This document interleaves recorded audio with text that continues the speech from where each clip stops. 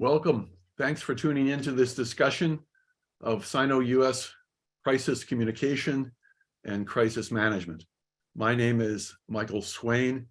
I'm a senior research fellow in the East Asia program at the Quincy Institute for Responsible Statecraft, and I'll be both the moderator and a panelist in our discussion today.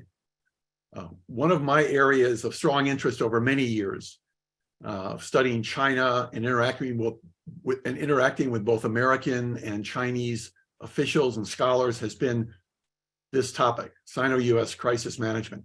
Pardon me, that is the process, which is often problematic, by which serious political military crises have been and might be in the future handled by both sides so as to avert conflict and future occurrences of crises. Indeed, the definition, from my perspective, of a political military crisis is that first is an event that poses a perceived threat to a vital national interest. Second, it involves usually a finite period of time. And then third, it usually has the prospect of causing severe damage to relations between states or even military conflict.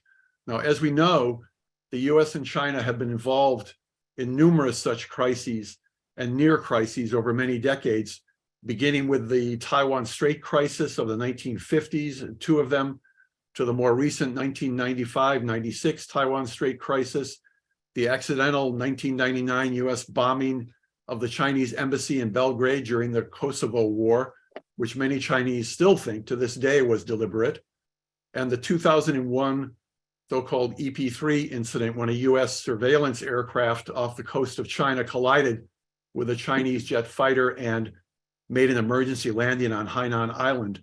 Now, though none of these crises, not all of them were equally dangerous, several posed the possibility of escalating into either a major diplomatic or political crisis with long-term consequences or into a greater military confrontation.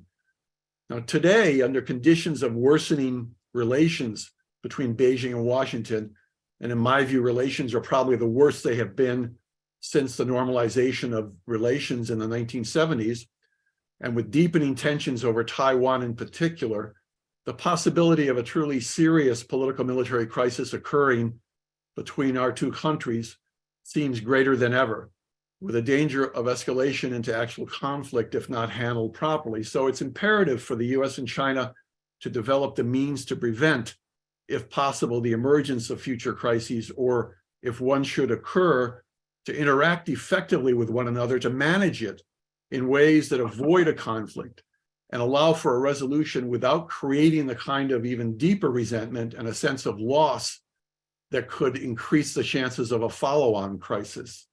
Now, to examine this topic of Sino-US crisis management, I'm joined by two superb analysts and former practitioners of Sino-US relations, both with experience in dealing with past crises, and for one of them, with crisis communication dialogues with the PLA.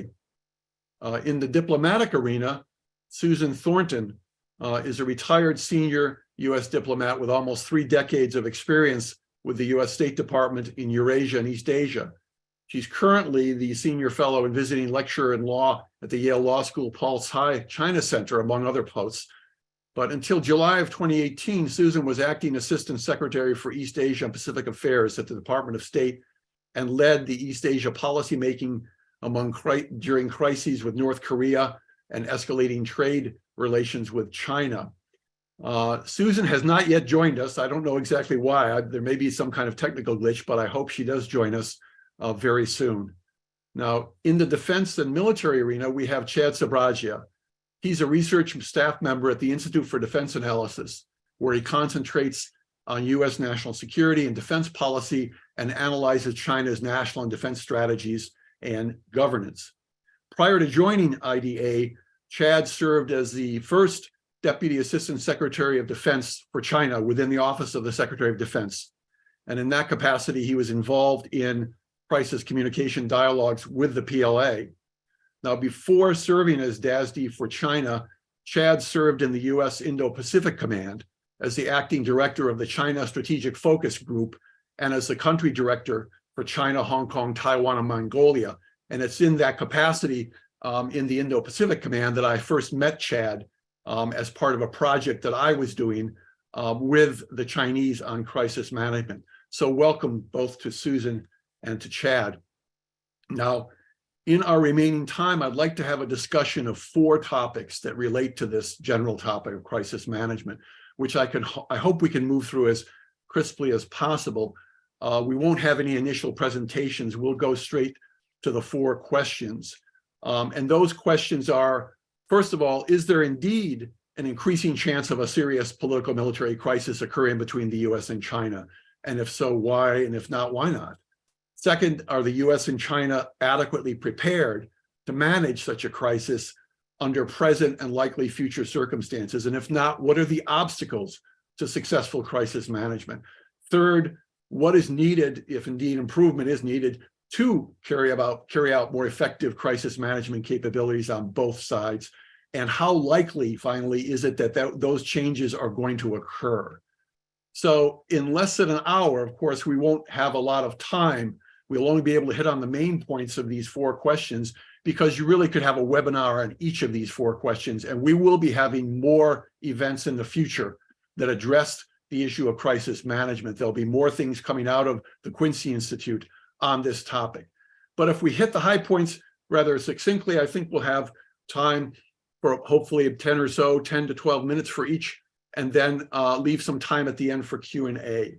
So to begin, I'll start by asking Chad and hopefully Susan, she comes on, to offer their thoughts, and I'll then add mine, and then we can briefly discuss before going on to the next point. So for the first question, Chad, do you think that there is an increasing chance of a serious political military crisis occurring between the US and China? And if so, what are the main reasons for you to think that? Or if not, why do you think we'll likely avoid that? Michael, first of all, thank you. Thanks to the Quincy Institute and the entire team for putting this together. It's very helpful, and it as you know, I share your passion. This is an important topic, and it merits a lot more scrutiny and discussion. So this is a great question. The short answer is no. I don't think it is unlikely that you're going to see some kind of serious political military crisis occurring between the United States and China within the next several years. And I'll take a breath there, recognizing that it's not implausible that some kind of serious crisis emerges. I think a more thoughtful response, however, recognizes that tensions within this kind of mounting rivalry will continue to intensify. Costly signaling is going to continue to deepen. So why do I pin my hopes that nothing serious come across? I think this is really because I don't think that neither Washington nor Beijing really seeks a deterioration of conditions that would demand a commitment of military force. That there's actually problems of kind of getting to that level, right? So will there be problems? Yes. Will there be tensions? Yes. Crisis, as you define it, which I thought was a very good definition, it's hard to understand how we would get to that level. A more simple explanation of that, I think, is the ceiling for crisis seems to be actually falling. But the ceiling still remains intact and probably will for the near term. There's real drivers of what keeps the United States and Washington from Beijing from kind of breaking through that ceiling and going into something that's a much worse condition. Mm-hmm. I think one reason is the U.S. China crisis that could result in near-term conflict really kind of requires a catalyst. And there's several very viable catalysts that could incite conflict or a crisis as you defined it, and all demand very sober statecraft, clearly. But no scenario is actively kind of moving towards an incitement of crisis right now. None of them are pushing in that direction.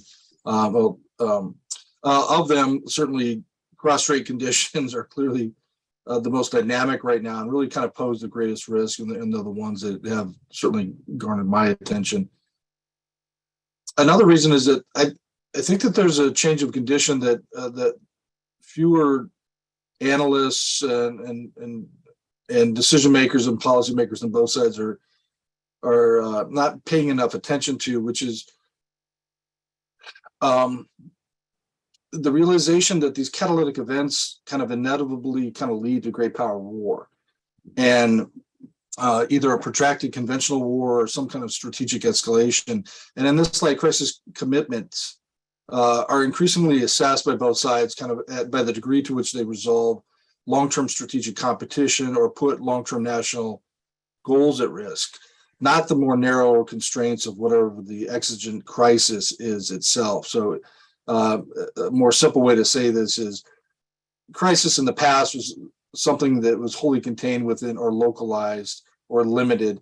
And now it's hard. I think both sides, the leaders on both sides, and certainly a lot of the decision makers in China recognize that if you spill into one of these kind of localized catalytic events, that it actually could trip into a much broader problem. And that puts a downward pressure. It kind of keeps that ceiling intact, as tenuous as that might be. I suspect that this is how the two sides ultimately will have to kind of address this condition, which is to kind of decenter smaller crisis catalysts in our policy discourse in favor of kind of a concentration on the restraints of great power conflict and kind of work at it on the other direction.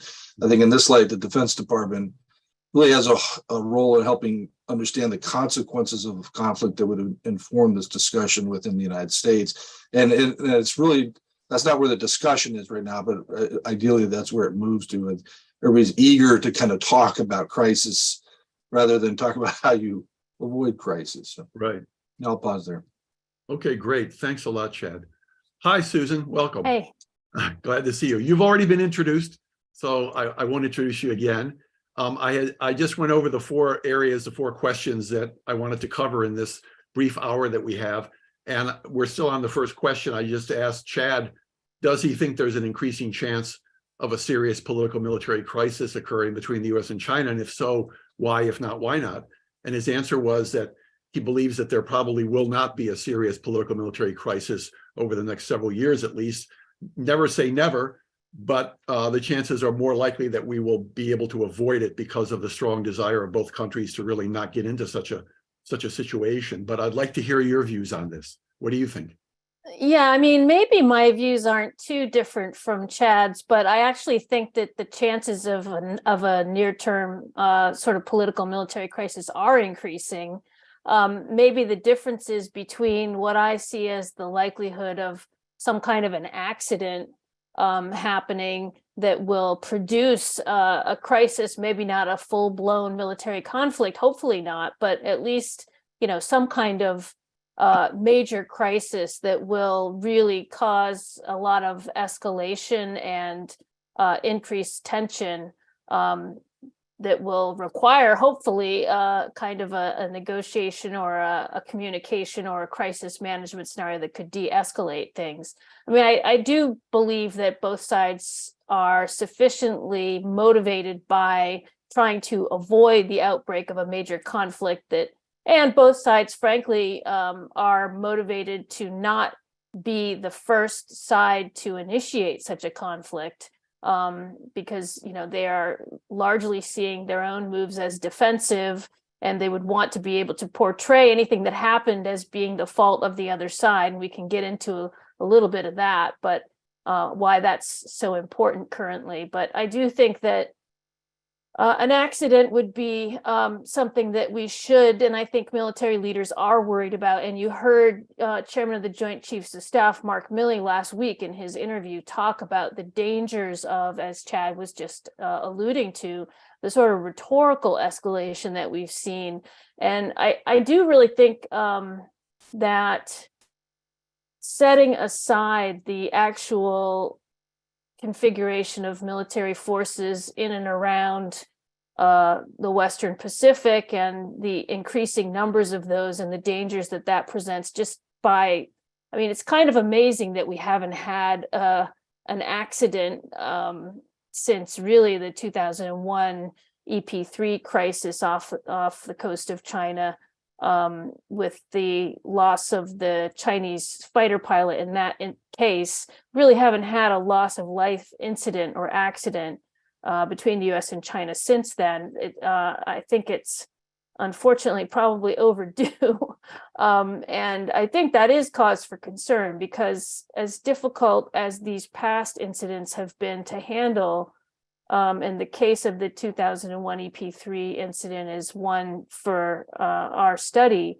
It was very difficult to deal with at that time when relations were actually very good, and we were, had just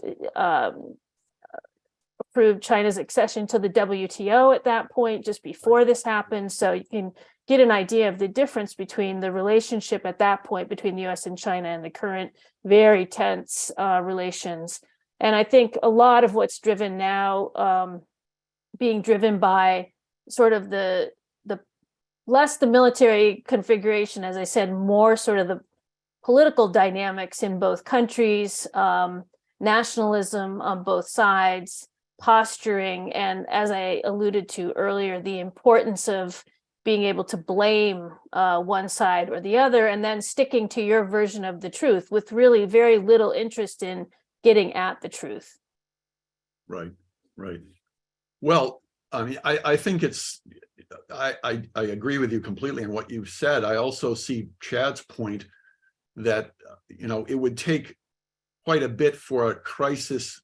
A crisis could emerge, but for a serious political military crisis to emerge and escalate requires quite a few things to happen, but it's certainly not impossible. And the chances of it, I do believe, are increasing as well.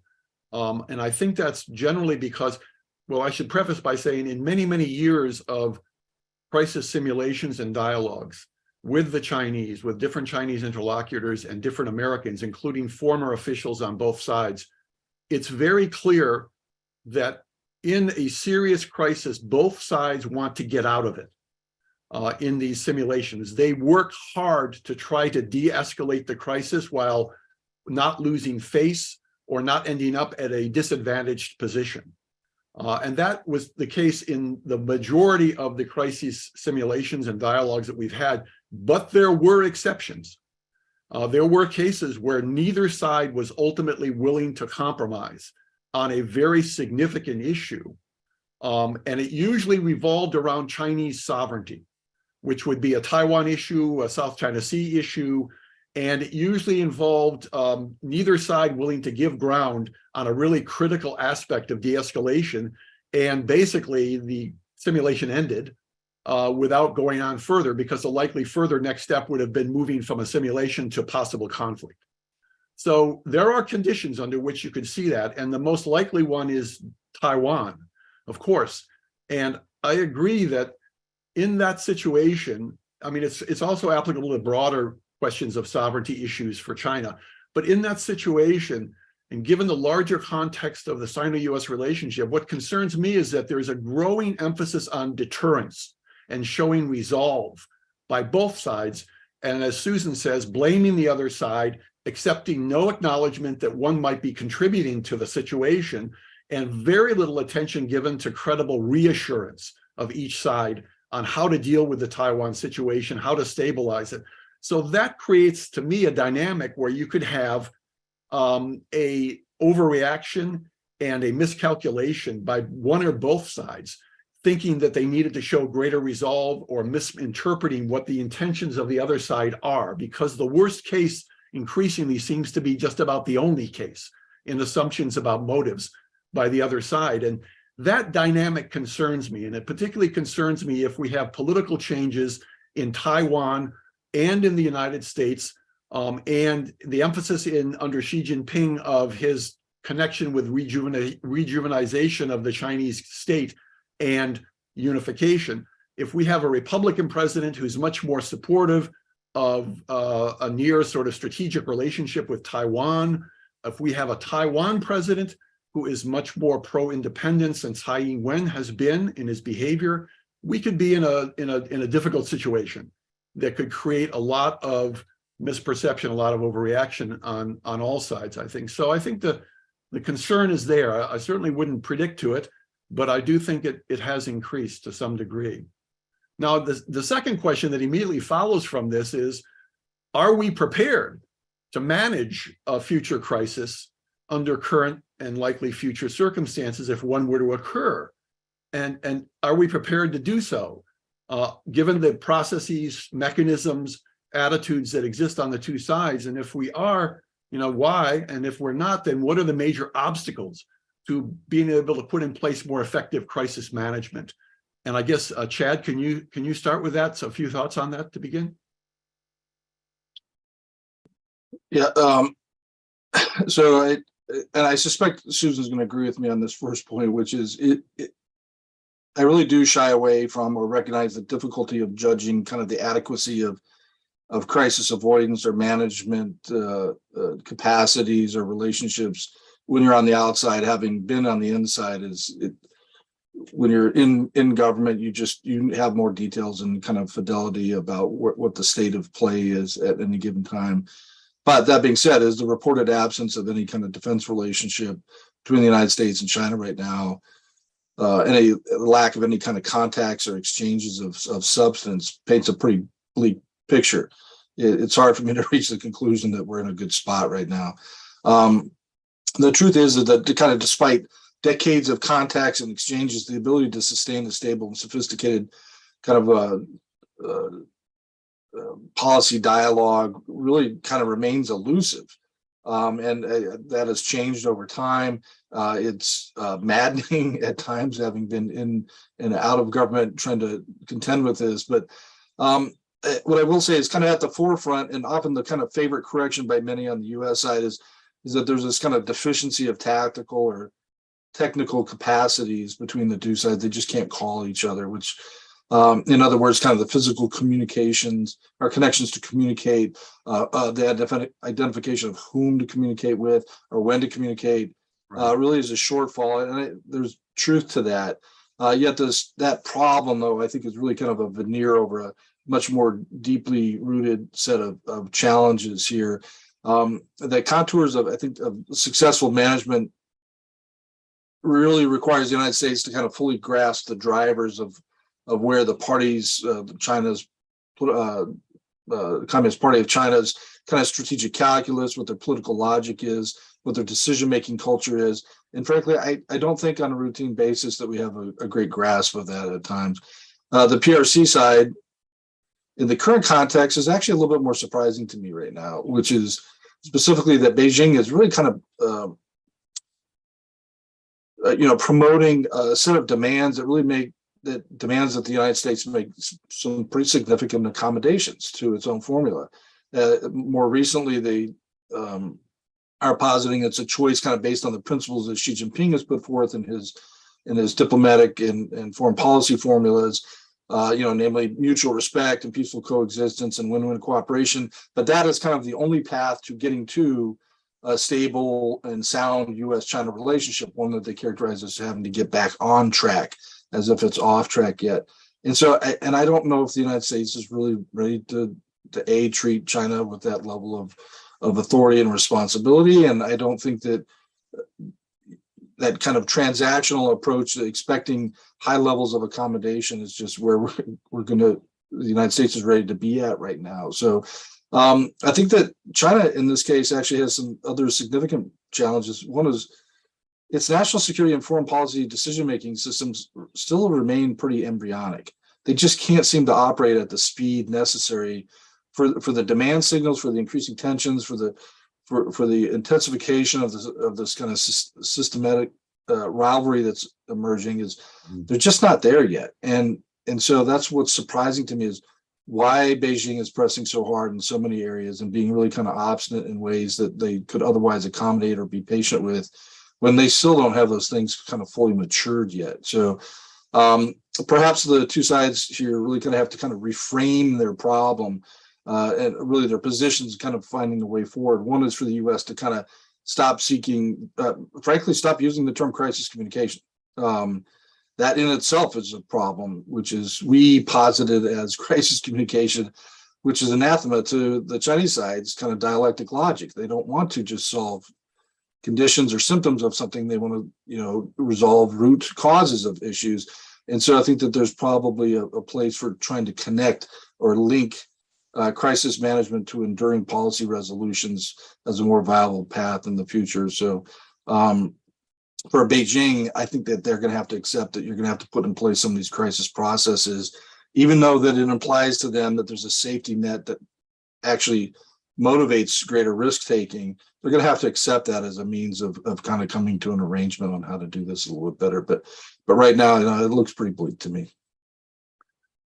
Well, thanks, Chad. Susan, what's your take on this? Are we prepared to deal with a crisis?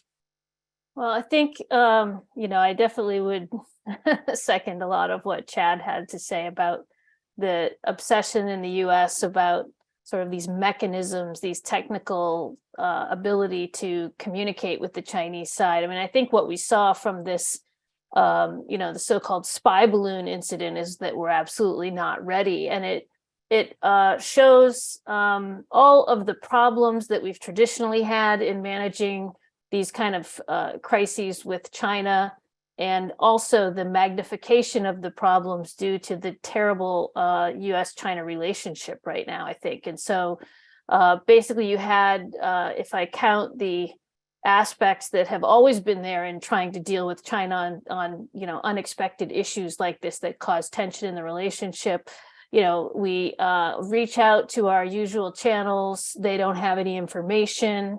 They go back to Beijing. They can't get any information for a long period of time. That, just ratchets up the pressure on U.S. interlocutors because of the media scrutiny. Everything unfolded, of course, in the bright spotlight of the public gaze. So there was no kind of putting this into sort of private channels to try to work something out. And I think that's going to be true in any crisis that comes forward from now. The media environment has just really gotten even more difficult since 2001 EP3 crisis. And then, so those are the sort of standard things that happen in a crisis between the US and China. Their decision-making process is extremely slow. They're not as subject to kind of political considerations. Of course, in the US, it became a political hot potato right away. China doesn't have to deal with those pressures. They don't have to deal as much with media pressures. And so their timeline is just much slower than ours. And, that just causes the US to continue to sort of ratchet up the stakes in any crisis. And, to put out sort of ultimatums or to put out conditions in order to look sort of tough and that we're not going to back down. And so that you get this kind of escalatory dynamic. And in the current situation with extreme mutual suspicion about intentions on both sides and very poor channels of communication, I think, the likelihood that we can handle these things better than we have in the past is definitely zero. And, can we handle them, in some way that's perfunctorily, helpful? I really have grave doubts. So I think we're also in a lot of trouble. And one of the big problems is this kind of political problems on both sides. I mean, we've both gotten ourselves into a situation where we, there's no way that leaders on either side can be seen to back down. I mean, Chad mentioned the notion of sort of why is China, pushing, why have they decided to do this? I think a lot of people have been asking this question. There's, Susan Shirk's recent book about overreach. There's a lot of questions that have come up around why has Xi Jinping decided to pursue a more aggressive posture. But I think right now in China, they feel that, with the U.S. kind of pushing back so aggressively on their efforts to sort of defend what they see as their national interests, Xi Jinping is going to also be in a position not to have to back down, not to be able to back down in any given situation. So that's a very kind of fraught recipe. Right, exactly. I agree with all this. I think that one lesson that I think people should draw from the experience of Sino-US crises in the past and from the dialogues and simulations is that a hotline, as it were, or a communication link that may exist between the US and China is of course necessary, but is not by any means sufficient to be able to deal effectively with a Sino-US crisis. People tend to think, and I've heard this said in the past by people in the State Department, well, we have a hotline and the Chinese may not answer it as quickly as they should, but we do have a link and we can pick up the phone and start talking and work our way through whatever crisis occurs. So communication links are fine. In my experience in dealing with this issue for many, many years, having a physical communication link is just the start of the issue. And you've really got to focus very much on the protocols, the incentives, what are you going to say. On the Chinese side, there is always a process by which the Chinese, at least in the past, have examined a crisis. And it doesn't allow for immediate response and contact with the other side. They go through an entire process of assessing what happened, what the source of the crisis was, or if necessary, who's to blame, what is the position of the Chinese government in response. There has to be agreement about that, usually within the Standing Committee, and only then will you begin to talk to anybody on the U.S. side. And usually it's not necessarily going to be at the very highest level, because if you kick it up to the highest level early on and you do it prematurely, you're likely to get bad consequences, because each side will, as Susan just suggested, will be defending their political flank domestically while trying to engage with the other side. And it can make the problem even worse. So communication links are necessary for sure, but they need to be undertaken in good faith and with an understanding of how the other side treats such communications, and with a clear set of guidelines, in my view, for avoiding the misuse of any communication links. Now, we're nowhere near that at this point now. And I agree very much with what Chad said about the Chinese look at crises and crisis management quite differently. They want to manage crises. They do want to avoid getting into a conflict for sure, but they tend to suspect that the United States really pushes crisis management in order to try to sort of resolve a escalating situation without altering the underlying factors that have caused the crisis in the first place, which of course the Chinese believe in most cases is the United States, vis-a-vis Taiwan or the South China Sea, whatever. The Chinese talk a lot about crisis prevention, not so much about crisis management. And that is a disparity that I think the two sides need to really talk about in greater detail. And maybe it requires doing so at a track 1.5 or a track 2 level in some detail before actually getting into it at an official level. Let me just say a couple of points more about what I think are other obstacles in crisis management. I would say one problem we're facing right now is that there is no trusted relationship that exists between senior influential US and Chinese officials within our two governments or people associated with our two governments.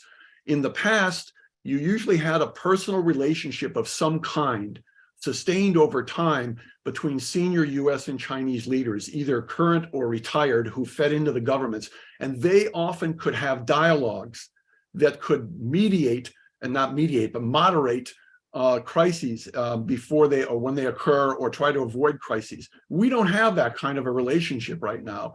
Jake Sullivan's relationship to Wang Yi is not like that. We don't have anybody else in the US government like a Hank Paulson in the past or a Dai Bingguo on the Chinese side who can have these kinds of conversations.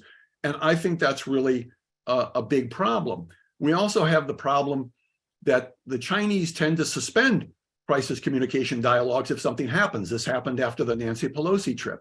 They will suspend it as an indication of their pique, the indication of their resentment of what happened, which I think is not a very good thing to be doing. You should try to wall off crisis communication or crisis dialogue or whatever you want to call it as much as possible, because it becomes even more important when the relationship becomes even more problematic.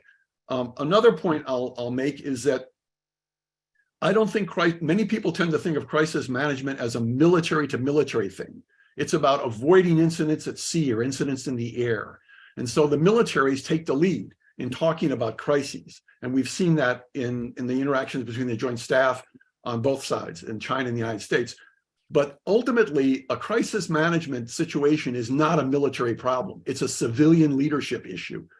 If you're going to have a serious crisis between the United States and China, it will get kicked up to civilian leaders very quickly. And civilian leaders need to be aware of the pitfalls and the problems that are inherent in both a general crisis management, but also specifically in a Sino-US interaction, given the level of suspicion, the level of worst casing, and the level of assumptions that each side has about the motives of the other and about their own motives and views. There's a lot of problems in perception and signaling that go on in a crisis, and civilian leaders need to be made aware of these things. You cannot run effective crisis management by the seat of your pants, thinking that you know best and you're a leader who's dealt with Chinese in the past, so you're going to get on the horn and talk to Xi Jinping. You've got to really understand where the pitfalls are. And I don't think that the civilian leadership in either government have really taken the initiative to try to really learn as much as they should learn about how to deal with the two countries in a crisis. And Michael, I mean, it's yeah, Susan, go ahead. I was just gonna a two finger on that. Sure. One other huge difference between the way the Chinese deal with these issues and the way the US deals with them, which I think is problematic.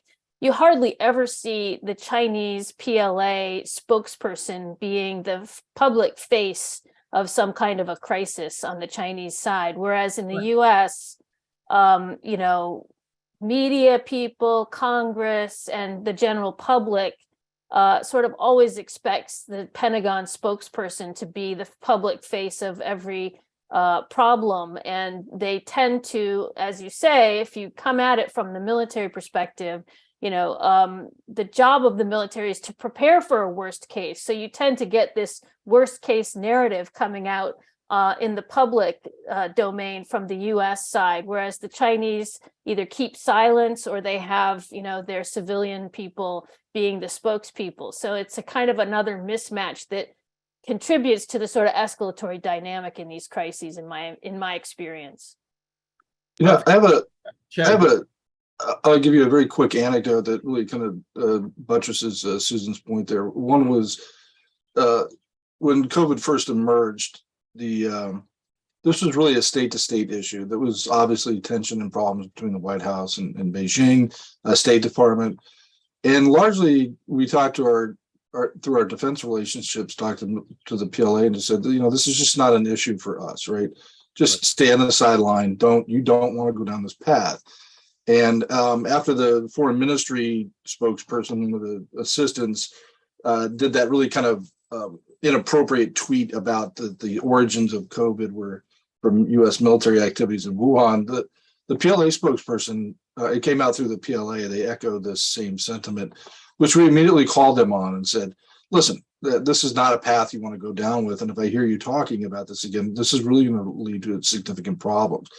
And then they didn't. And so for the remainder of this time, and really to this day, you've not heard the PLA kind of militarize this, which kind of goes to Susan's point of not everything has to be a military issue, and you don't have to militarize every crisis. Right. And the PLA seem to accept that not everything has to be that way, and the risk of doing so could be consequential. And so there's good anecdotes that they understand those features, and that's also a good reminder, I think, oftentimes for the U.S. side is we lead with the military often. You don't necessarily need to do that all the time. Preferences is kind of just hold that in check until you need it. Right. Well, that's sort of, I mean, this relates also to the question that, was it you, Susan, or Chad, that mentioned about the decision-making? I think, Chad, the decision-making on the Chinese side. We don't know a whole lot about what goes on within the Chinese system in a political military crisis. I mentioned earlier the evidence that we have that there's a very deliberate effort to try to define what's happened in a crisis and try and put together an answer and all the rest of it, which takes time, which frustrates the US side endlessly, but which is really unavoidable to some degree on the Chinese side. But more than that, you have other problems, it seems to me, on the Chinese side, in that you still have a certain amount of stovepiping in the Chinese system, and intelligence in the Chinese system. The military is extremely turf conscious, my impression is, the PLA, and they will often monopolize certain types of intelligence.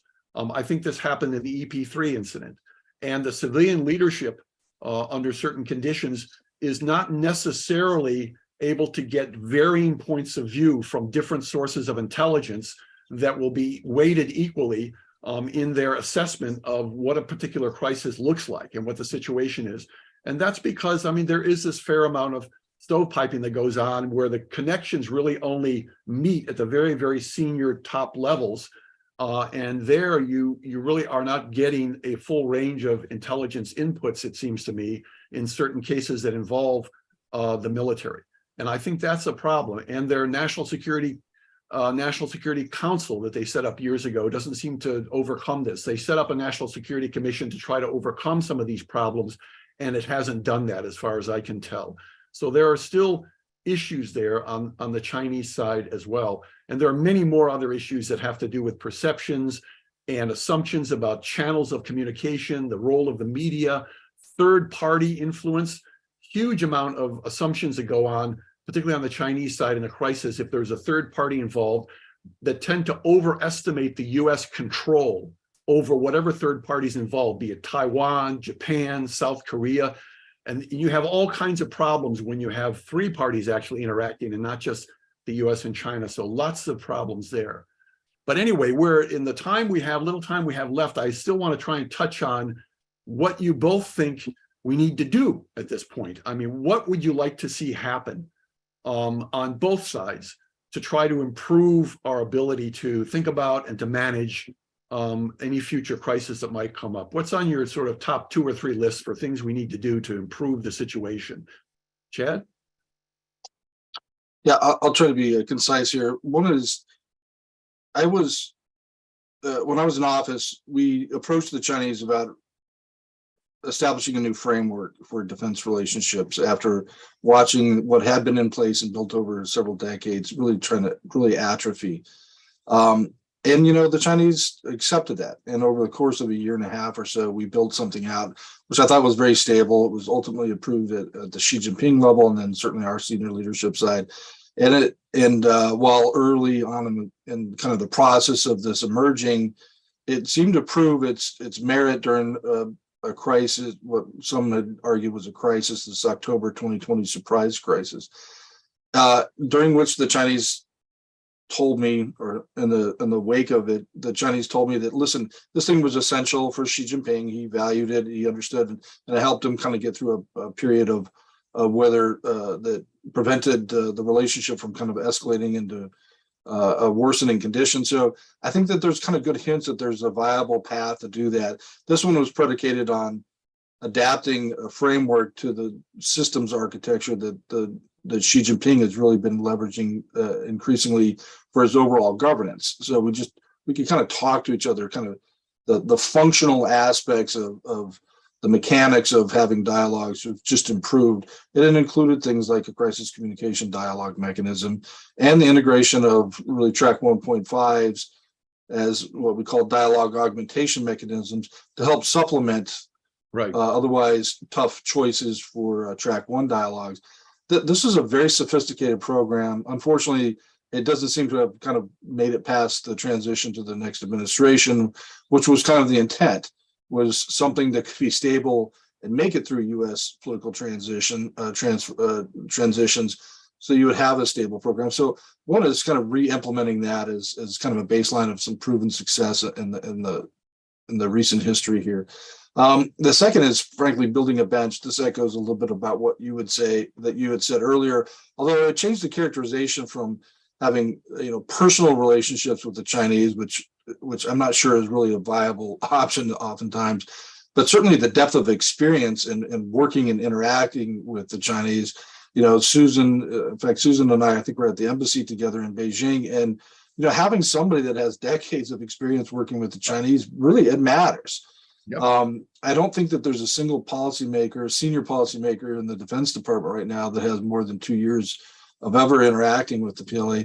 That's just not good enough for the stakes for these two countries, the tensions. You have to build that bench out. You have to start investing in folks that you can say, this person, these interlocutors have a decade or two of experience, and this is not their first rodeo every time that they go to do that.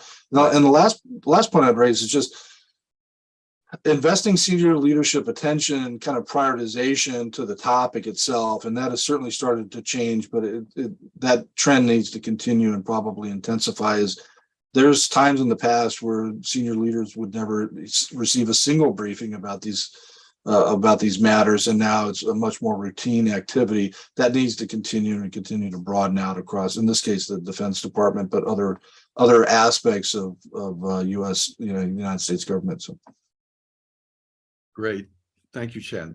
Susan, do you have any further comments? Well, I just I guess I'm quite pessimistic, frankly, about the prospects for having some kind of productive discussions that would be related to kind of escalating military tensions in the current environment. I think that's probably the last topic that the two sides, in given how strained things are, where we're going to see progress. So I do think that track 2 and track 1.5 level, if you could get it going, could be valuable and could inform, maybe help to sort of inform, as Chad was saying, these sort of build out the bench, let people actually see what it looks like to have a process where you actually sit down and talk. I mean, to me, as a former diplomat, I mean, getting processes going, having people interacting is going to be key to try to improve the situation on the ground. And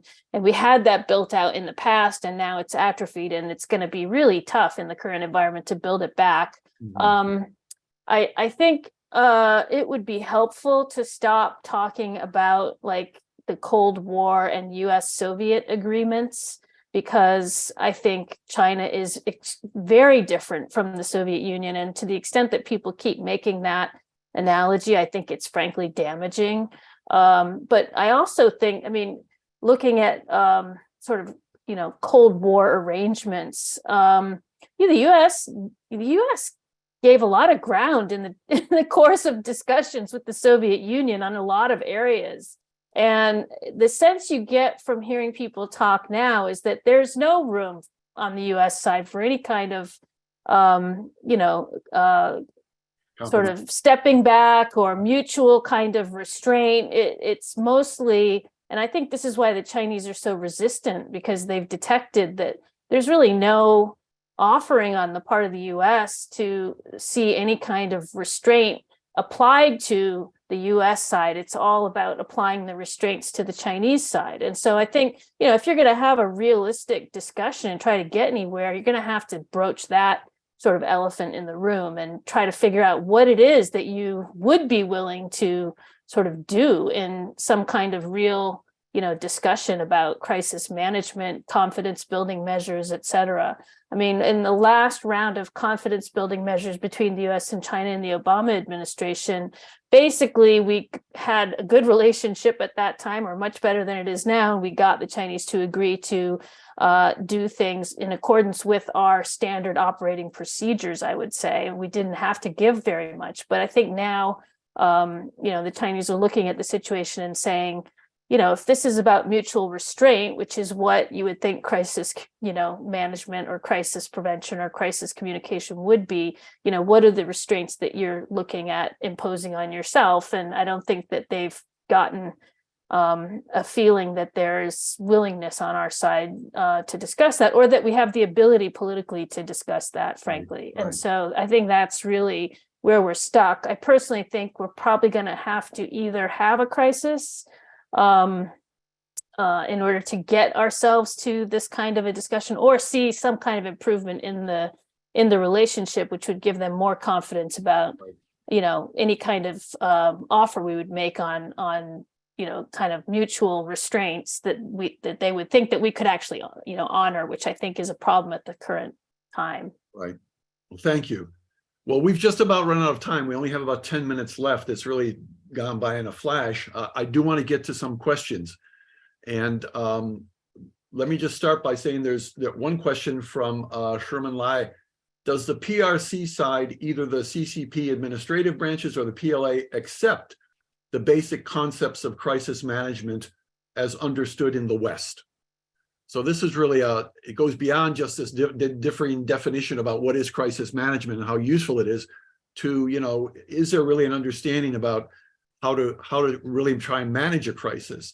Let me just say very briefly that this has been a real topic of conversation in track 2 dialogues with the Chinese.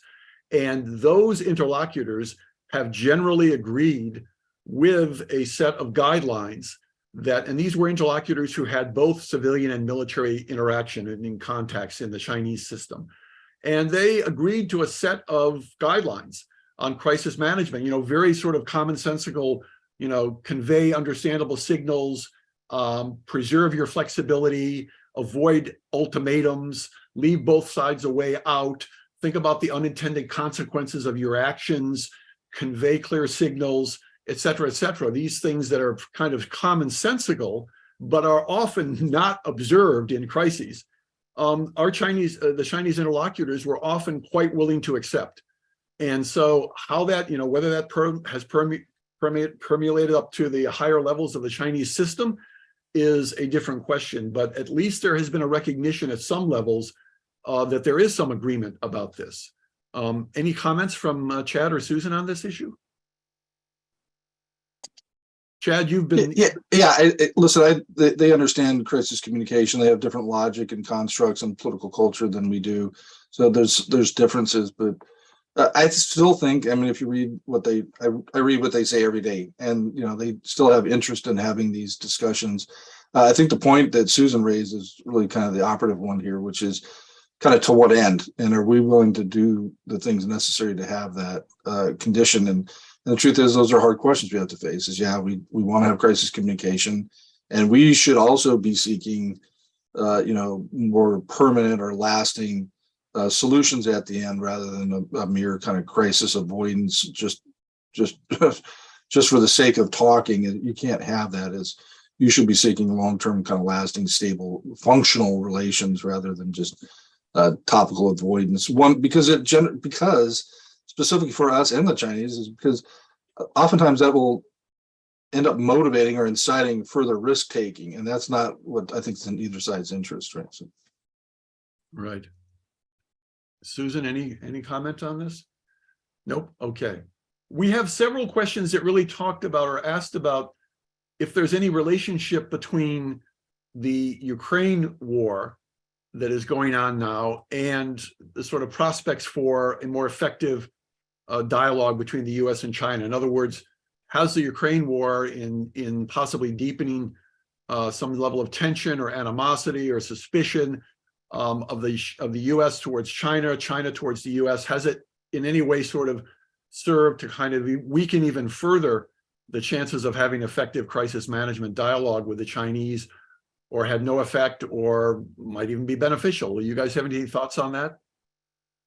Yeah, I think the thing that the Ukraine war has done, and this is throughout the world, but I think particularly in Asia, is it has sort of brought up everybody sharply to the reality that, hey, actually conflict is real and it could happen here.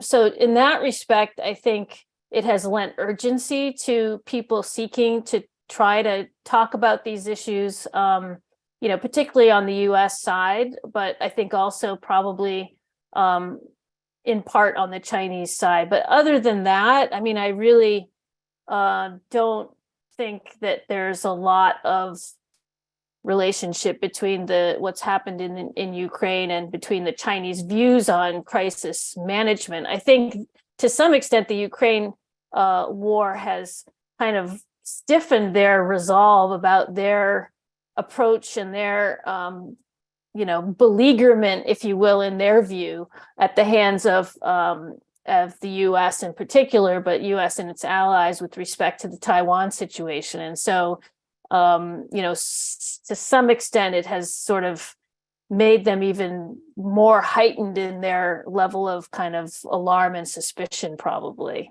Mm-hmm. Okay. Great. Thank you very much, Susan. A question from David Shear. What do you believe to be the difference between crisis management talks and strategic stability talks? And is the latter equally unlikely? I knew Dave would chime in with strategic stability talks. Of course he did. So, Chad, what do you think? Prospects for strategic stability talks. It's a very good question. There's a relationship between the two, obviously. Yeah.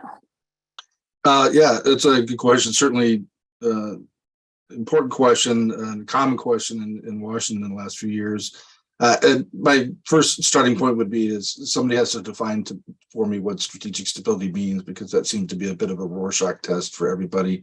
So more broadly, I would say is the approach, and we've learned this with the Chinese when we established what they accepted as the Crisis Communication Working Group, but it was because it was linked into other policy dialogues. And so I think it's much more about having a stable and kind of sober approach for routinized contacts and exchanges within which you would be able to flesh out a wide variety of different matters. One would be crisis issues, particularly if those crisis issues can be linked to something broader, which is resolution of challenges or opportunities, as rare as they are, for cooperative features of the relationship. And there are cooperative features of the defense relationship that probably leads you to a more stable strategic strategic stability. But in the end, there's inherent challenges of strategic stability between two sides who have inimical, views of the future and really inimical strategies. So I'm not sure how far that gets you, but it's important to have something like that in place, right? Yeah. I mean, I would just say that in a lot of the work that I've done on crisis management, we really haven't examined in great detail the pathways by which a conventional political military crisis between the United States and China could escalate to the nuclear level.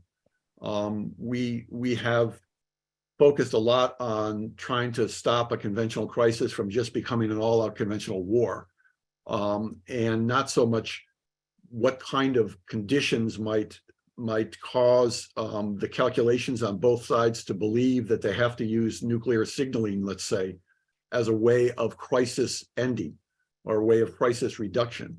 And I think that's a topic that's, I mean, obviously from an intellectual point of view, you want to be able to have that conversation.